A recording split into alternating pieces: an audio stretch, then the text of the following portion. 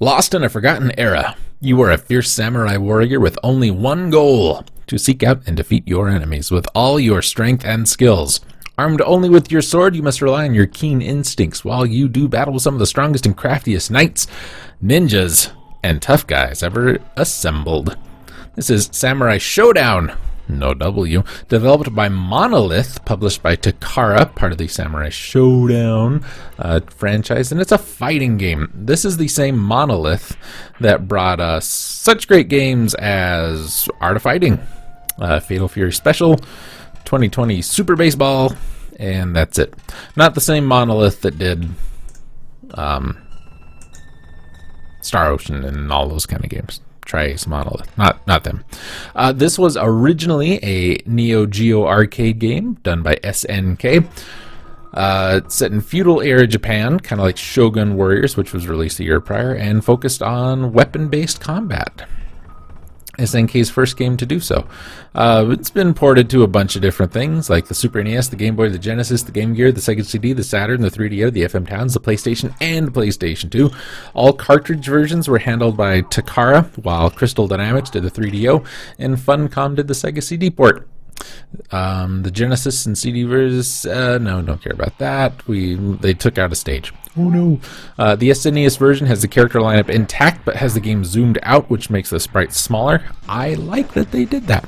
This version has all the stages from the arcade version and are less restricted compared to the Genesis and Sega CD ports. That also supports Dolby surround sound. The SNES version includes the arcade intro, but the voice acting and text is missing. The artwork shown after beating the opponent is present, as are the arcade endings.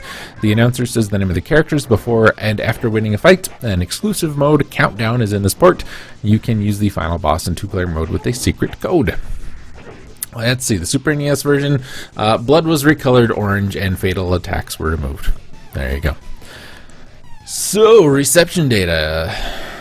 GamePro opined that it's a rare case where the Genesis version is superior because of the zoomed-in sprite shot instead of the zoomed-out. I prefer the zoomed out. I like to be able to see what's coming. We've talked about that in a couple of the platform games we've looked at. Next Gen said the 3DO version is nearly identical to the arcade, which is much more faithful than the previous versions, including the SNES version. The load times is noticeable but acceptable. Let's see. I don't see really. EGM gave the SNES version a 7.4 out of 10, commenting that despite the lack of scaling, it's still very good. That's the other stuff. Yeah, there's not a whole lot. There are so many different versions. It's just kind of a conglomeration of who thought what about everything.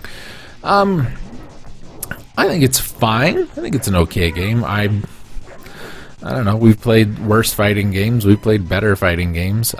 Somehow, some way, I feel like somebody that worked on this was involved with Battle Arena Toshinden. I don't think that's right, though. Just in my mind that I have a connection between this game and Toshinden. Maybe we played a bunch of them around the same time when I was a kid. I don't know. Could be the weapons. I don't know.